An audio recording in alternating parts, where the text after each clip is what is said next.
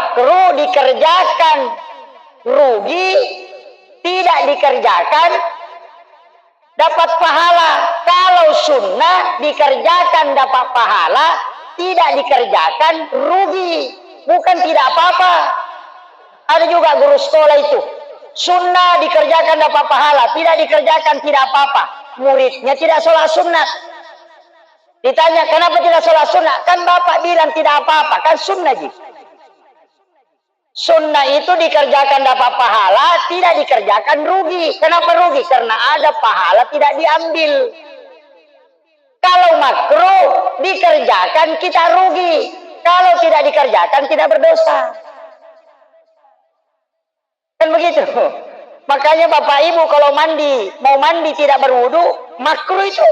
Karena sunnahnya berwudu dulu baru mandi. Sama kalau hari Jumat, kita kadang potong kuku baru pergi mandi. Itu terbalik. Mandi dulu baru wudu sempurna baru potong kuku. Karena siapa yang memotong kukunya dalam keadaan ada wudunya, maka kukunya tidak pernah berhenti berzikir hingga dia hancur. Itu ulama dari dulu selalu ingatkan.